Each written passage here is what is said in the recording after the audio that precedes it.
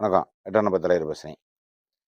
பழனி முருகன் கோயிலுக்கு சொந்தமான சொத்த 1 1/2 ஏக்கர தனியாருக்கு கிரயம் குடுத்தத பத்தி ஒரு பெரிய பிரச்சனையா ஓடிக்கிட்டு இருக்கு. பத்திரம் செல்லாதுன்னு கோர்ட் சொல்லி, கடைசியா சிபிசிஐடியையும் ஒரு வழக்குல சேர்த்து விட்டு, இப்போ அவங்க இன்னைக்கு இறங்கிட்டாங்க. பலமான விசாரணைக்கு எல்லா வீடுகளும் ரைடு சம்மந்தப்பட்ட வீடு நில புரோக்கரு, அதாவது சஷ்டி, மணிகண்டன், சசிகலா இவங்கலாம் பதிவாளர் இவங்க மேல ஒரு வழக்க போட்டு இவங்கள சஸ்பெண்ட் பண்ணியாச்சு. அங்கிட்டு என்னன்னாக்க, அத ஒவ்வொரு ஆளா பிடிச்சுக்கிட்டே வர்றாங்க. ஒவ்வொரு ஆளா அந்த பக்கம் இருக்கக்கூடிய வெள்ளத்துறையிலிருந்து எல்லார் வீட்லயும் பயங்கரமான ரைடு. எல்லார் வீட்லயும் இன்னைக்கு காலையிலேருந்து இரவு ஒரு ஆள் வீட்ல 4 மணிலேருந்து மதியானம் 12 மணி வரைக்கும் ரைடு பண்ணியிருக்காங்க. ஒவ்வொரு வீட்லயும் பண்ணிக்கிட்டே இருக்காங்க. சேதுபதி இப்படி 4, 5 வீட்டு 7, 8 பேர் வீட்ல அவங்க வந்துகிட்டே இருக்காங்க. விழுப்புரத்த சேர்ந்தவங்களுக்கு போறாங்க, முருகதாஸ் வீட்டுக்கு போறாங்க. இப்படி ஒவ்வொரு வீட்டுக்கா போய்க்கிட்டே இருக்காங்க அவங்க. லட்சுமண வீட்டுக்கு போறாங்க.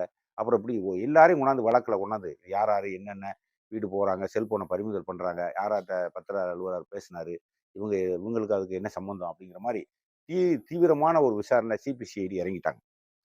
போன வருஷம் செப்டம்பர் மாசம் கரூர்ல ஒரு விபத்து நடந்துச்சு. விஜய் சுற்றுப்பயணத்துல. 41 பேர் செத்தாங்க. அதுக்கு அப்ப ஸ்டாலின் தான் முதலமைச்சரா இருக்காரு. அவரோட என்ன செஞ்சாரு, ஓய்வு பெற்ற நீதிபதிய கொண்டு விசாரிக்கணுங்கிறாரு. அப்ப போலீஸ் விசாரிக்கணுங்கிறாரு. அப்புறம் சிபிசிஐடி விசாரணைங்கிறாரு. அவர் மேலும் மேலும் மாநில கவர்மெண்ட்டுக்கு என்னென்ன அதிகாரம் இருக்கோ அந்த மட்டத்துக்கு பூரா அவரு முயற்சி பண்றாரு. விஜய் இதுலலாம் எனக்கு நம்பிக்கை இல்ல. நேரா போய் சுப்ரீம் கோர்ட்ல போய் போட்டாரு. நேரா போய் ஹைகோர்ட், சுப்ரீம் கோர்ட்ல போய் போட்டாரு. எனக்கு சிபிஐ விசாரணை வேணும் அப்படின்னு கேட்கிறாரு. ஏன்னா திசை திருப்புறாரு. டக்குன்னு வேற ஒரு பக்கம் கொண்டு வர்றாரு. இந்த விசாரணை துரிதமா நடக்குதோ, நடக்கலையோ, அல்ல தெளிவா நடக்குமோ, நடக்காதோ அப்படின்னு நினைச்சு அவரு டக்குன்னு போன சுப்ரீம் கோர்ட்ல எனக்கு சிபிஐ விசாரணை வேணும். அவங்களும் சிபிஐ விசாரணை குடுத்துடுறாங்க. டக்குன்னு குடுத்துடுறாங்க. இந்த வழக்குல ஏன்னா அவங்க ஆளுகைக்குள்ள ஸ்டாலின் கீழ ஆளுகைக்குள்ள இருக்கக்கூடிய டிபார்ட்மெண்ட்ன்னு நினைக்கிறாங்க. விஜய் நினைச்சது அதான் காரணம். சிபிசிஐடினாலும் ஸ்டாலின் கீழ தான் வருது. ஓய்வு பெற்ற நீதிபதினாலும் ஸ்டாலின் கீழ தான் ஒரு அறிக்கை ஸ்டாலின்ட்ட தான் குடுக்கணும்.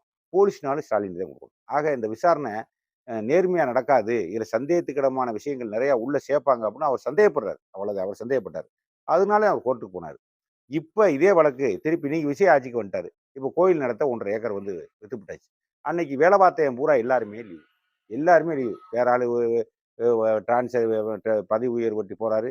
எல்லாரும் அவன் லீவு, இவன் லீவு. முக்காவாசி ஆவணத்த முன்னாடி இருக்கக்கூடிய சர்ப்ரைசரே சரி பண்ணி வச்சிருக்காரு. அடுத்த நான் இவ சஷ்டி மணியண்ண வந்து பத்திரம் போடுறாரு. ஏன்னா எனக்கு தெரியல, வைக்கல, கோர்ட் ஆர்டர்ன்னு சொல்லி அவரும் ஒரு 2, 3 விளக்கத்த சொல்லிக்கிட்டே வர்றாரு. இப்படி பல குழப்பமா போன உடனே, இப்ப வெளியில இருக்காங்க. ஜஸ்டின் மணிகண்டன்லாம் வெளியிலே இருக்காரு. இன்னும் அவர் கைது பண்ணல. 17ஆம் தேதி வரை கைது பண்ணக்கூடாது அப்படின்னு சொல்லி போனதெல்லாம் கூட்டுனாங்க. இன்னும் கொஞ்சம் எக்ஸ்டெண்ட் கூட பண்ணியிருக்கலாம். அது நமக்கு தெரியல. இப்படி இருக்கக்கூடிய சூழ்நிலை. அவர் வந்து என்னன்னா, எனக்கு நம்பிக்கை இல்லைன்னு சொல்லி அவர் சுப்ரீம் கோர்ட் சிபிஐ விசாரணை கேட்டாரு விஜய். இப்ப இந்த வழக்குல நீங்க தான் ஆட்சியில இருக்கீங்க. நீங்க எப்பவுமே ஒரு பதில் சொல்லணும் நீங்க. ஒரு விஷயம் ஒரு தப்பு நடந்திருக்குன்னா, மந்திரி என்ன சொல்றாருன்னா, "தப்பு நடக்கல. நான் நேர்மையானவன். நான் அப்படி இல்ல, இப்படி இல்லைன்னாரு." இப்படி இல்ல, அப்படி இல்லைன்னா, எப்படி இவ்வளவு பெரிய 100 கோடி, 150 கோடி சொத்த நீங்க எப்படி பத்திரம் போட முடியும்? யாருமே இல்லாம, யாருமே ஆபீஸுக்கு வரலையாம். அவர் மட்டும் வந்தாராம். பத்திரம் போட்டாராம், எழுதி குடுத்துட்டு போனாராம். இது கேள்வி இது வெளியிலேயே வரலைன்னா என்ன ஆகும் பிரச்சனை? நான் கேட்கிறேன். ஆ போனது தானே! சொத்து போனது தானே! அ ஒரு கோயில்ல இருக்கக்கூடிய சொத்த ரூ. 150 சொத்த ரூ. 2,00,00,000 நீங்க எப்படி கரையம் பேச முடியும்? இது எங்கேருந்து இந்த பிரச்சனை தொடங்குது? அப்படிங்கிற ஆழமா போய் இன்னைக்கு வீடு வீடா போய் எல்லாத்தையும் சோதனை பண்ணிட்டாங்க. இது போய்க்கிட்டு இருக்க வேகம் ரொம்ப வீரியமா போய்க்கிட்டு இருக்காங்க. யாரு? சிபிசிஐடி. இவ்வளவு வேகம் போனாவே எங்கனா ஒரு இடத்துல படுத்துக்கிற போறேன்னு அர்த்தம் சிபிசிஐடி. அத பார்த்துக்க நீ. இவ்வளவு வேகமா போயிட்டான்ல. நேத்து கோர்ட் உத்தரவு விடக்குள்ள இன்னைக்கு கிட்டத்தட்ட 13 பேர் வீட்ல உள்ள இறங்கி சோதனை பண்ணிட்டான்ல.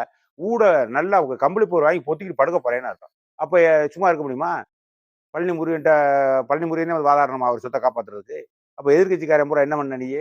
எதிர்க்கட்சிக்காரன் பூரா உன்னுடைய பலத்த போராட்டத்த காட்டலையான்னா, எதுக்கே போராடணும்லயா? அது விசாரணை தனியா நடக்கட்டும்யா? விசாரணை தண்டிக்கிற, சரிங்கிற, ரைட்டுங்கிற நாளைய விஷயம் அது. எதிர்க்கட்சிக்காரன் பூரா என்ன பண்ற? போராடணும்ல. இப்படியே விட்டுட்டு போயிடுறதா? வேற ஆட்சியில எத்தன வேற வேற இதே மாரி ஸ்டாலின் ஆட்சியில இருந்தா போராடுவீல்ல? கேட்பீல்ல? என்ன ஏதுன்னு கேட்பீல்ல? இப்ப என்னாச்சு?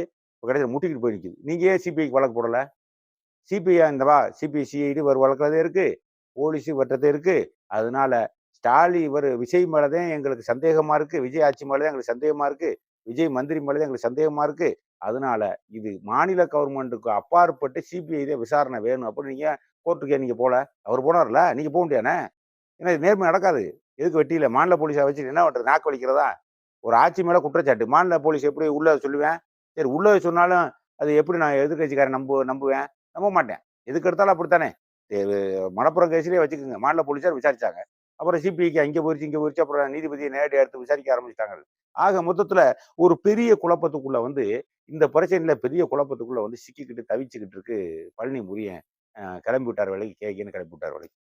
எந்த பிரச்சனைக்கா இருந்தாலும் இதுவரைக்கும் எடப்பாடி முதலமைச்சர் 3, 4 வருஷம் இருந்திருக்காரு.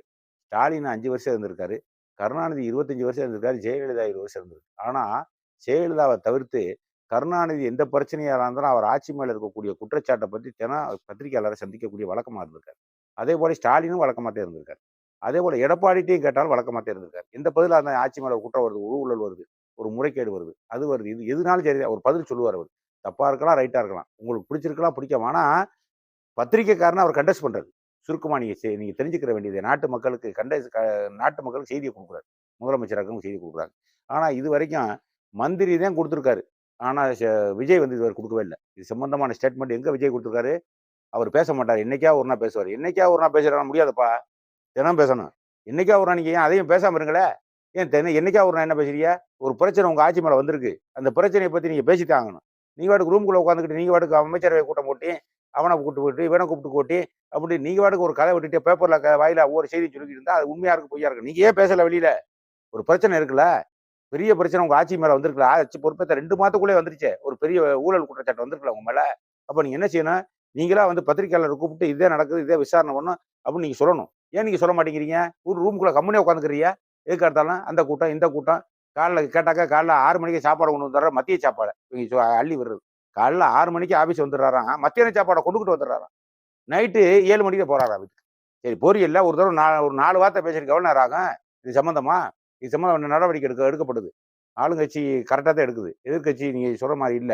உங்களுக்கு திருப்தி இல்லைன்னா நீங்க போராடுங்க. சிபிஐ வழக்கு கேளுங்க. கோர்ட்டுக்கு போங்க. அது உங்க புரியும். ஆனா நாங்க கரெக்ட்டா விசாரிப்போம் அப்படின்னு நீங்க ஏன் சொல்லவே மாட்டேங்கிறீங்க? இதுல என்ன காரணம்? பேசணும்லையா? முதலமைச்சர் கொலக்கட்டை வச்சுட்டு உட்கார்ந்துகிட்டு இருக்கிற முதலமைச்சர் பதில் சொல்லணும்ப்பா. ஆட்சியில இருந்தா ஆட்சிக்கு வந்துட்டாக்க பதில் சொல்லணும். தினம் தினம் ஒரு பிரச்சனை 100 பிரச்சனை வரும். ஏன்னா கோயில் பிரச்சனை இன்னும் 100 பிரச்சனை வரும். அதுக்கு தினம் தினம் நீங்க வந்து பதில் சொல்லணும். எல்லாத்துக்கும் பதில் சொல்லுங்க, பதில் சொல்லுங்க, பதில் சொல்லுங்க. நான் கேட்டுக்கிட்டே தெரிய முடியுமா? ஒவ்வொரு விஷயத்துக்கும் பொய்யா கூட சொல்லுங்க. ஆனா பதில சொல்லணும். நீங்க வாய வச்சுட்டு சும்மா உட்கார்ந்திருக்க கூடாது. சரி இது ஒரு பக்கம். இன்னைக்கு உங்க கட்சியில இருக்கக்கூடிய ஈபி மந்திரியே ஒரு விஷயத்த சொல்ட்டாரு. விசாரணை தெளிவா நடக்குது, நுட்பமா நடக்குது. சிபிசிஐடி விசாரணை நுட்பமா நடக்குது அப்படின்னு வேற சொல்லிட்டாரு. என்ன நுட்பமா நடக்குதுங்கிறது எங்கிட்ட சொல்ல தேவையில்ல. ஆனா என்ன நுட்பம்ங்கிறதையாவது கொஞ்சம் ஓரலையா சொல்லியிருக்கலாம். சரி அதோட நிப்பாட்டியிருக்கணும். இந்த ஆட்சியில இல்லங்க. 5 வருஷம் எந்தெந்த கோயில்ல பட்டா போட்டிருக்காங்களோ அது பூரா விசாரிக்கிறவங்க. இதுதான் சிக்கல். இதுதான் சிக்கல். இத பத்தி விசாரிப்பேன் 5 வருஷத்துக்கு ஏன்யா போற? 5 வருஷத்துக்கு வரைக்கும் நீங்க யாருமே ஒண்ணும் பேசலையே. எந்த கோயில்ல இருந்து எந்த கோயில சொத போட்டிருக்கேன் போடலன்னு பேப்பர்ல வரலையே. போலி பட்டா போடலையே. பத்திர ஆபீசர் அலுவலகமா லீவ் போட்டுட்டு இந்த மாதிரி மோசடியா இல்லையே. இருந்தா கிளப்பியிருப்பாங்கல்ல எல்லாருமே. எல்லாம் கம்யூனிஸ்ட்காரன் விடுவானா, காங்கிரஸ்காரன் விடுவானா, யார் விடுவானா? ஆனா இந்த பிரச்சனை இல்ல. கம்யூனிஸ்ட்காரன் வாய வச்சு சும்மா இருக்கான். விடுதலை சிறுத்தைக்காரர் பேசுறதே இல்ல. காங்கிரஸ்காரரு பெரிய கம்பளியா போட்டு படுத்துக்கிட்டாரு. கூட்டணி இருக்கு, அமைச்சர் இருக்கு, நமக்கு என்னத்துக்கு? முருகன் கோயில் சொத்து போனா என்ன? ராமேஸ்வரம் கோயில் போனா என்ன? மீனாட்சி அம்மன் கோயில் எங்கிட்டு போனா என்ன? அவனுக்கு என்ன? பதவி கிடைச்சிருச்சு. உட்காந்துட்டு அம்படுக்கு. ஆனா கூட்டணிக்காரன் பேசுறான்ல. பேசணும்ல. இன்னும் முதலமைச்சரை பேச சொல்ல நீ பேசு. எதுவும் பேச அந்த கூட்டணி சைடே பேசுறது இல்ல. கம்யூனிஸ்ட்காரன் நேர்மையில புளியும்பேன். ஒரேடியா போட்டு படுத்துக்கிட்டாங்க. சுரங்கப்பாதை தோண்டி உள்ள இறங்கி படுத்துக்கிட்டாங்க கம்யூனிஸ்ட்காரங்க. 2 கம்யூனிஸ்ட், இந்திய கம்யூனிஸ்ட், மார்க்சிஸ்ட் கம்யூனிஸ்ட். பதிலே இல்ல. பேச்சே கிடையாது. எந்த பேச்சும் கிடையாது. அப்ப என்ன நீ கேட்டா 5 வருஷத்துக்கு முன்னாடி எந்தெந்த சொத்துக்கள கோயில்ல பத்திரம் போட்டாங்களோ, அத பூரா நாங்க விசாரிச்சுக்கிட்டு இருக்கோம். ஏய்! இது பிரச்சனையா இது? ஏன் திசை திருப்புறீங்க? பிரச்சனைய ஏன் திசை திருப்புறீங்க? உங்க பிரச்சனை இருந்தா பழனி தண்டாயுத கோயில்ல ரூ. 150 சொத்த காணாமையா எழுதி குடுத்து மோசடியா எழுதி குடுத்துருக்கிய. அதுக்கு விசாரணை நடந்துகிட்டு இருக்கு. 5 வருஷத்துக்கு ஏன் போறீங்க? அப்படின்னு என்ன அர்த்தம்? குழப்புறீங்களா? விசாரணைய குழப்பி விடுறீங்களா நீங்க எல்லாரும் சேர்ந்து? தெளிவான விசாரணை நடக்கக்கூடாது. இது சம்பந்தமான பிரச்சனையே இது சம்பந்தமான பிரச்சனை வர்றதோட வேற ஆட்சியில இருக்கக்கூடிய பிரச்சனை வந்தாத்தான் நம்மள கெட்டவர் ஆக்க மாட்டாங்க. நீங்க திட்டம் போடுறீங்களா நீங்க ஆபீஸ்க்குள்ள, முதலமைச்சர் ஆபீஸ்க்குள்ள எல்லாரும் சேர்ந்துக்கிட்டு மந்திரி பூரா கூட்டிக்கிட்டு இது சம்பந்தமான விசாரணையை சொல்லுங்கன்னா 5 வருஷத்துக்கு உண்டான விசாரணை பூரா விசாரிச்சுக்கிட்டு இருக்கான். அது எதுக்கு 5 வருஷம் விசாரணை மயில புடுங்க மாட்டேன். 5 வருஷம் விசாரணை 5 வருஷம் விசாரணை தேவையில்லப்பா எங்களுக்கு. பழனி தண்டவாயுத கோயில சொத்து பிரச்சனை இப்ப அதை பத்தி நீங்க பேசணும். இது எதுக்கு குழப்புறியா? அப்ப இதுல இருந்தே தெரியுது அவங்களுக்குள்ள ஏதோ மாட்டிக்கிட்டாங்க, பதட்டப்படுறாங்க. இன்னும் எந்தெந்த கட்சிக்காரன் என்னென்ன உள்ள உழைப்பி விடுவோம் கூட்டத்துல. அதாவது ஊக்கியால் மாட்டில் ஏதாவது ஒரு மாட்டில் அவுத்தி விடுவோம் கூட்டத்துல. இதெல்லாம் என்ன பேச்சு? இதுல நல்ல பழக்கமா அதெல்லாம்? இது சம்பந்தமான பேச்சு உங்க மந்திரி மேல கூட குற்றச்சாட்டு பலமா வந்துகிட்டு இருக்கு. அதை பத்தி பேசுவீங்களா? 5 வருஷம் 10 வருஷம் மு.க. ஸ்டாலின் காலத்துல, ஜெயலலிதா ஆட்சி காலத்துல, கருணாநிதி ஆட்சி காலத்துல நாங்க பூரா தோன்றோம். அதை யார் சொன்னது? ஆரியாப்பா அதெல்லாம் சொல்லலையா? இவ்வளவு பிரச்சனை வரலையே. நீங்க ஆட்சிக்கு வந்த 2 மாசத்துல எவ்வளவு பிரச்சனைனா, இன்னும் ஒரு 4 வருஷம் 3 வருஷம் எந்த கோயில் சொத்து இருக்காதோ பூரா எல்லா சாமிக்கும் இப்ப நெய்வேத்தி எதை வச்சு காட்டுறது? எதை வச்சுப்பா காட்டுறது? இவ்வளவு சொத்து இருக்கும் போதே கோயிலை எவனுக்கு பராமரிக்க மாட்டேங்கிறேன். இவ்வளவு சொத்து இருக்கு, இவ்வளவு வருமானம் வரும்போதே முருகனாவது ஈஸ்வரனாவதுன்ட்டு போறேன். ஐயர்ல இருந்து வேலை பார்க்குற தேவஸ்தான அதிகாரி முதற்கொண்டு ஒரு சொத்துமே இல்லைன்னு வைங்க, பட்டியா போட்டு போடுவாங்க சாமியை. இதெல்லாம் நாங்க பாத்துக்கிட்டு இருக்க முடியுமா? இதெல்லாம் பார்த்துக்கிட்டு இருக்க முடியுமா? 2 மாசத்திலேயே 150 கோடி போச்சேயா நாட்டுல. 2 மாதத்துக்குள்ளே முருகன்ட்ட இருக்க 150 கோடி போச்சு. அப்புறம் இன்னும் 2 மாதம் போனா அது 100 கோடி, 200 கோடி போச்சுன்னா, முருகனுக்கு சாப்பாடுலாம் முருகன் என்ன காய்கிறதா? அங்க சாயம் போட போறவங்க எனக்கே சாப்பாடுக்கு வழியில்லாம் பண்ணி போட நான் என்னடா உனக்கு குடுக்குறேன் பாரு. சாயம் போட போறவன பூரா பார்த்துக்கிட்டு. இது தப்பு. உங்க ஸ்டேட்மெண்ட்டே தப்பு. இது இந்த ஸ்டேட்மெண்ட் தப்பு. இது சம்பந்தமான விஷயத்த நீங்க பேசணும். 5 வருஷம், 10 வருஷம் சுதந்திரம் வாங்குனதுக்கு முன்னாடி, இதிலேயே உங்களோட கவடம் இருக்குங்கிறத நான் தெரிஞ்சுக்கிட்டேன்.